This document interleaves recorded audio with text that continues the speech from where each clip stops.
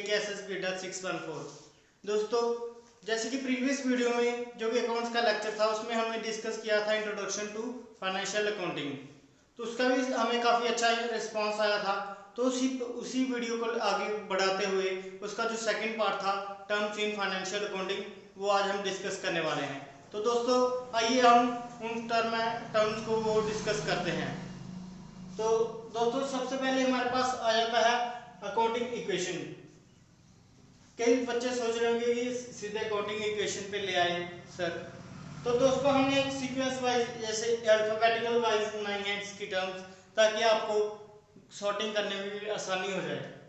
तो दोस्तों सबसे पहले आ जाती है हमारे पास अकाउंटिंग इक्वेशन। अकाउंटिंग इक्वेशन है क्या? ये हमारे लिए फाइनेंशियल अकाउंटिंग में सबसे इंपॉर्टेंट पार्ट होता है। इसी के बेस पे हम पूरी अकाउंटिंग करते हैं, इसी को लेकर हमारी पूरी अकाउंटिंग होती है। अकाउंटिंग इक्वेशन है कि asset is equal to liability plus equity. Assets क्या हो गए? जो हमारी प्रोडक्शन में हमारी हेल्प करते हैं, जैसे लैंड होगी, बिल्डिंग होगी, प्लांट होगी, जो भी उसमें जो भी मटेरियल, रॉ मटेरियल वगैरह जो भी उसमें लगता है, जो भी एम्प्लॉय वगैरह होगी, वो हमारे लिए क्या है? एसेट। और जो लायबिलिटीज हैं वो क्या है? लायबिलिटीज हैं उधारी वगैरह, जो भी हमने किसी की देनदारी देनी हो, या जो हमारे शेयर होल्डर्स होते हैं, वो भी हमारे लिए एक लायबिलिटी है। वो कैसे लायबिलिटी है वो भी हम बताएंगे आपको। वो इस तरह से हमारे पास लायबिलिटी है कि अगर उन्होंने शेयर खरीदे हैं तो कभी ना कभी जब हमारे पास प्रॉफिट होगा हमें उनको पे करना पड़ेगा। क्रेडिटर्स आ जाते हैं। और इक्विटी क्या जाती है कि कैपिटल, जो भी हमारे पास पैसा होता है, जब एसेट्स में से हम लायबिलिटीज माइनस कर लेते हैं ना, तो हमारे पास इक्विटी बच जाती है। इसी इक्वेशन ये भी हो सकती है कि equity is equal to assets minus liabilities. ठीक है ना? तो ये क्या करता है कि ये एक्यूरेट फाइनेंशियल रिकॉर्ड्स जो होते हैं वो मेंटेन, जब एक्यूरेट फाइनेंशियल रिकॉर्ड्स बने ना, तब ये इक्वेशन जो वो बैलेंस होती है। उस ऐसे बैलेंस नहीं होती। अगर ये इक्वेशन बैलेंस ना हो तो यकीन मानिए कहीं ना कहीं हमारे अकाउंट्स में गड़बड़ी होती है। ठीक है ना? तो दोस्तों इतना आपको समझ आ गया होगा, उम्मीद करता हूँ। तो दोस्तों हमारे पास है सेकंड टर्म अकाउंटिंग। ये क्या है अकाउंटिंग? अकाउंटिंग है कि system of recording of financial transactions and summarising, analysing and verifying the information and reporting the results for future course of action.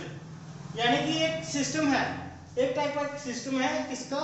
Record करने का फाइनेंशियल ट्रांजैक्शंस को। जो भी हमारे पास फाइनेंशियल ट्रांजैक्शंस होती हैं जिसको हम फाइनेंशियल वे में मेजर कर सकते हैं, उसको रिकॉर्ड करने का और उसकी समरी निकाल के उसको एनालाइज करने का। जब हम उसको एनालाइज करते हैं, एनालाइज करने के बाद हमारे पास जो इंफॉर्मेशन आती है उसको वेरीफाई करने का। वेरीफाई कैसे कर रहे हैं? वेरीफाई जब हम करते हैं, ये होता है कि जो भी हमारे पास वाउचर्स वगैरह होते हैं, बाय चांस अगर हमने कोई भी ट्रांजैक्शन रिकॉर्ड की है तो हमें कैसे यकीन होगा कि भाई ये सही है? आपको पता है कि जैसे घोटाले वगैरह बहुत होते हैं, वो कहाँ से होते हैं? यहाँ से पता लगते हैं। जब हम अकाउंटिंग इंफॉर्मेशन को वेरीफाई करते हैं, जब वो वेरीफाई ना हो तब हमें पता चलता है कि कहीं ना कहीं गड़बड़ी है। तो अगर ये वेरीफाई भी हो गया, and reporting the results for future course of action, जो भी हमने रिजल्ट निकाल लिया उसको जब हमने रिपोर्ट किया सीनियर जो बोर्ड ऑफ डायरेक्टर्स होते हैं, जो भी मैनेजर वगैरह होते हैं, जो सीनियर अकाउंटेंट्स वगैरह होते हैं, उनको रिपोर्ट करते हैं हम रिजल्ट्स को। तो वो क्या करते हैं? फ्यूचर कोर्स ऑफ एक्शन बनाते हैं। फ्यूचर के लिए जो भी एक्शन लेना हो वो इसी अकाउंटिंग इंफॉर्मेशन को देखकर फिर ही वो फ्यूचर के लिए जो भी एक्शन लेना हो वो एक्शन लेते हैं। ठीक है? उम्मीद करता हूँ इतना तक आपको समझ आ गया होगा। अगर आपको हमारी वीडियो अच्छी लग रही है तो लाइक और शेयर करते रहिए। तो दोस्तों हमारे पास नेक्स्ट थर्ड पॉइंट है अकाउंट्स पेएबल। ये इसके वर्ड से ही मीनिंग पता चल रहा है कि जो भी हमारे अकाउंट्स जिनको हमने पे करना होता है, these are the liabilities of the business. ये हमारे पास एक टाइप की लायबिलिटी है, देनदारी है। हमने अकाउंट्स पेएबल वो होते हैं जो मनी और टू अदर्स बताते हैं कि हमने किसी को कितना उधार देना है। बाय चांस जब भी हमने कोई चीज़ परचेज की हो, बड़े बड़े बिजनेस में जब भी रॉ मटेरियल परचेज होता है तो क्रेडिट बेस पे ही होता है मैक्सिमम, क्योंकि कैश किसी के पास भी इतना अवेलेबल नहीं होता। तो जब भी हम क्रेडिट पे कोई भी चीज़ परचेज करते हैं तो वो एक टाइप का बिल बना के दे देते हैं कि भाई इतनी दिनों बाद आप पे कर दीजिएगा, या हम किसी टाइप का एक एग्रीमेंट दे देते हैं कि इतनी दिनों बाद हम पे कर देंगे। तो वो क्या होता है, एक टाइप का क्रेडिट हो जाता है, वो हमारे लिए अकाउंट्स पेएबल हो जाते हैं कि हमने इतनी तारीख को इस बंदे से इतनी प्रोडक्ट परचेज किए थे और इसको इतनी पेमेंट करनी है। ठीक है, ये एक्रूल बेसिस पे जो हमारी अकाउंटिंग होती है उसमें आ जाती है। ठीक है, तो नेक्स्ट पॉइंट पे हम आ जाते हैं। फोर्थ पॉइंट वो है अकाउंट्स रिसीवेबल्स, यानी कि इसका उल्टा, अकाउंट जिससे हमने पैसे लेने हैं। एसेट्स ऑफ द बिजनेस, एक टाइप के बिजनेस के एसेट्स हैं, क्योंकि एसेट्स क्या है, जो भी हमारे प्रोडक्शन में हेल्प करते हैं या जो भी हमारे लिए पॉजिटिव फाइनेंशियल रिजल्ट्स लाते हैं। पॉजिटिव फाइनेंशियल रिजल्ट्स मीन्स कि जो भी पैसे के लेन देन में हमारे लिए पॉजिटिव हो, अच्छी न्यूज़ लाए।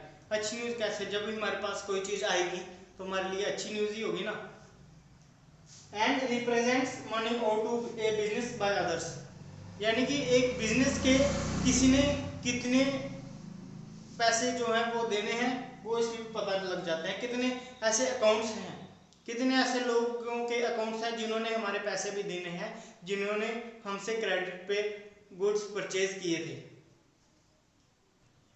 तो दोस्तों नेक्स्ट हमारे पास फिफ्थ टर्म आ जाती है एक्रूअल अकाउंटिंग। इसको हम कैश बेसिस जो होता है अकाउंटिंग का उसके उल्टा भी ले लेते हैं। कैसे, ये सिस्टम है recording financial transactions when they are occur rather than cash changes hand. क्या मतलब है इसका, इसका मतलब है कि ट्रांजैक्शंस को उसी टाइम रिकॉर्ड करना जब वो होती हैं, ये नहीं कि जब कैश हैंड चेंज करेगा। यानी कि कैश ट्रांजैक्शंस को रिकॉर्ड करता है और जो क्रेडिट ट्रांजैक्शंस होती हैं उसको भी रिकॉर्ड करता है, दोनों को रिकॉर्ड कर लेती है। ये एक ऐसा सिस्टम है, कैश सिस्टम नहीं है, क्योंकि कैश सिस्टम में क्या होता है कि सिर्फ जो कैश ट्रांजैक्शंस होती हैं जिसमें कैश इन्वॉल्व हुआ वही ट्रांजैक्शंस रिकॉर्ड होती हैं।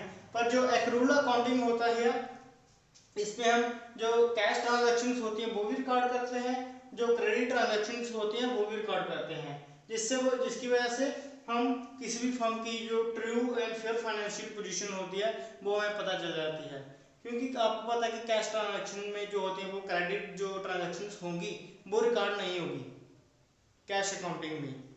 तो जिसकी वजह से हमें ये पता नहीं चलेगा भाई क्रेडिट पे हमने किसी को कितने गुड्स दिए हैं, कितने गुड्स नहीं दिए हैं।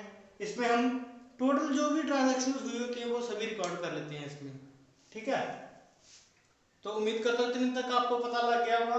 हमारे पास सिक्स्थ टर्म है एक्रूअल्स, ये भी इसी में ही आ जाता है एक्रूअल्स। एक्रूअल्स होता है कि it acknowledges revenue when earn and expenses when occurred.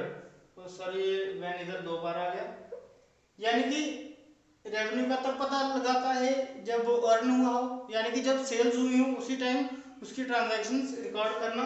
And expenses when incurred, जब भी एक्सपेंसेस हमारे इनकर होते हैं, जब भी हमारे पास कोई भी एक्सपेंसेस होता है उस टाइम ये पता लगा लेता है। Even though A cash transaction may not be involve, कई बार कैश ट्रांजैक्शन अगर नहीं भी होना तब भी ये रिकॉर्ड कर लेता है फाइनेंशियल ट्रांजैक्शन को। इसमें क्रेडिट ट्रांजैक्शंस भी आ जाते हैं। ठीक है, हमारे पास सेवंथ टर्म है मोनेटाइजेशन। ये है spreading payment over multiple periods, यानी कि अगर किसी चीज की हमने कोई पेमेंट हो वो हम मल्टीपल पीरियड्स में हम डिवाइड कर देते हैं, मतलब यानी कि उसको स्प्रेड कर देते हैं कि इतनी इतनी पेमेंट ऐसे ऐसे। तो ये जनरली ये टेंजिबल इनटेंजिबल एसेट्स के लिए यूज होती हैं। इनटेंजिबल एसेट्स वो होगी जिसको हम टच नहीं कर सकते, जैसे कि गुडविल होगी या कोई भी ऐसे जैसे पेटेंट्स राइट्स वगैरह हो गए, उनको हम टच नहीं कर सकते, वो इंटेंजिबल एसेट्स में आ जाते हैं। ठीक है, तो दोस्तों 8th पॉइंट है हमारे पास एसेट्स। ये हमारे लिए एक इम्पॉर्टेंट पार्ट है क्योंकि इसमें से बहुत सारे क्वेश्चन अराइज हो सकते हैं, तो इसलिए इस पार्ट को पूरा ध्यान से देखिएगा। एसेट्स है क्या, ये है any resource owned by A business, एक बिजनेस के पास जो भी रिसोर्स हो, जो भी उसने ओन किया हो, जिसका वो मालिक हो, उसे हम एसेट्स कह सकते हैं। इसकी बहुत सारे एग्जांपल्स हो सकते हैं, लैंड हो सकते हैं, एम्प्लॉइज जो भी बिल्डिंग हो गई, प्लांट्स वगैरह हो गए, पेटेंट राइट्स वगैरह हो गए, कॉपीराइट्स, परमिट्स, वो सारे इसमें आ जाते हैं एसेट्स में से। ये क्या करता है कि एनीथिंग टेंजिबल और इनटेंजिबल, यानी कि उसको हम अगर टच भी कर सकते हैं, टचेबल या non touchable, which can be control to produce positive economic results. कोई भी ऐसी चीज जिसको एक बिजनेस जिसका मालिक हो और वो उसको उस चीज को कंट्रोल किया जाए, किसके लिए, to produce positive and economic results. Positive economic result मतलब कि सही दिशा में इकोनॉमिक रिजल्ट लाने के लिए उसको हम कंट्रोल कर सकते हो। यानी कि जैसे एक बिजनेस के लिए पॉजिटिव इकोनॉमिक रिजल्ट कैसे हो सकते हैं, वो हो सकते हैं कि प्रोडक्शन करके जब हम सेल्स करेंगे तब, तो इसलिए कोई भी एसेट वो हमारे प्रोडक्शन में हमारी हेल्प करते हैं। तो ये क्या करती है, balance sheet records monetary value of assets. जो बैलेंस शीट होती है उसमें जो भी एसेट्स की हम सिर्फ मॉनेटरी वैल्यू ही हम उस पर लेते हैं, यानी कि पूरे एसेट्स को नहीं लेते कि कितने एसेट्स हैं, हम सिर्फ कोई जितने भी एसेट्स हैं उनकी मॉनेटरी वैल्यू ही हम उस बैलेंस शीट में लेते हैं। तो दोस्तों एसेट्स भी अलग अलग टाइप के हैं। मैं पर्सनल वे से कहूंगा कि इस पार्ट को बिल्कुल फोकस करके देखिएगा, क्योंकि ये पार्ट कंपैरेबल है, कंपैरेटिबिलिटी आती है इसमें। तो आप ऐसे आपको पता ही होगा कि कॉम्पिटिटिव एग्जाम्स में से क्वेश्चन वहीं से आते हैं जहां से कंपैरेटिबिलिटी अराइज हो। जहाँ भी कहीं भी दो चीजें अगर कंपेयर हो रही हो ना, तो वहां से क्वेश्चन हमेशा अराइज होता ही होता है। तो एसेट्स को भी अलग अलग पार्ट्स में क्लासिफाई किया गया है। जैसे कि सबसे पहले इसको कन्वर्टिबिलिटी इनटू कैश, दूसरा आ गया फिजिकल एग्जिस्टेंस और तीसरा आ गया यूसेज। सबसे पहले हम इसको देख लेते हैं, ये है करंट एसेट्स और फिक्स्ड एसेट्स। करंट एसेट्स वो हो गए जिसको हम कैश में कन्वर्ट कर सकते हैं, और फिक्स्ड एसेट्स वो हो गए जिसको हम कैश में इजीली कन्वर्ट नहीं कर सकते। दोस्तों फिजिकल एग्जिस्टेंस क्लासिफिकेशन हम देखते हैं, इसमें आ जाते हैं एक टेंजिबल एसेट्स और दूसरे इंटेंजिबल एसेट्स। टेंजिबल एसेट्स वो होते हो जिनकी कोई फिजिकल एग्जिस्टेंस हो, यानी कि वो प्रेजेंट हो, उनको हम टच कर सकते हो, देख सकते हो, पहचान सकते हो। वो कौन सी होगी, जैसे लैंड होगी, मशीनरी होगी, या कोई भी बिल्डिंग होगी, ऑफिस सप्लाईज वगैरह होगी, वो टेंजिबल एसेट्स में आ जाती हैं। इनटेंजिबल एसेट्स वो जो बाकी बच गए जिनको हम टच नहीं कर सकते, देख नहीं सकते, सिर्फ महसूस कर सकते हैं, फील कर सकते हैं, वो कौन कौन सी होगी, जैसे गुडविल होगी, पेटेंट राइट्स वगैरह हो गए, कॉपीराइट्स हो गए, परमिट्स वगैरह होगी। वो चीज़ क्या आती है कि इंटेंजिबल, उसको हम देख नहीं सकते, पर फिर भी वो हमारे लिए एसेट्स हैं, वो हमारे लिए पॉजिटिव रिजल्ट्स ला रहे हैं। तो तीसरा आ जाता है यूसेज, यानी कि हम उसकी किस तरह हम उसका यूसेज कर रहे हैं। एक आ जाता है ऑपरेटिंग, दूसरा आ जाता है नॉन ऑपरेटिंग। तो ऑपरेटिंग एसेट्स वो होते हैं जिनको हम daily day to day activities में यूज करते हैं, नॉन ऑपरेटिंग वो होगी जिनको हम कभी कभार यूज करते हैं। तो दोस्तों एसेट्स के इस पार्ट को आपके लिए हम और ज़्यादा इसको अच्छी तरह से हम आपको प्रिपेयर करके लाएंगे, इसको पूरी डिटेल में हम आपको समझाएंगे। तो दोस्तों आज की वीडियो हमारी इतने तक की थी, ये क्योंकि ये आपके लिए एक इम्पॉर्टेंट पार्ट है, तो इसलिए इस वीडियो को आगे भी पूरा देखते रहिए। तो दोस्तों अगर आपको वीडियो अच्छा लगा होगा तो प्लीज़ वीडियो को लाइक कर दें, इस वीडियो को शेयर कर दें अपने फ्रेंड्स के लिए, क्योंकि एक दोस्त ही दोस्त के काम आता है।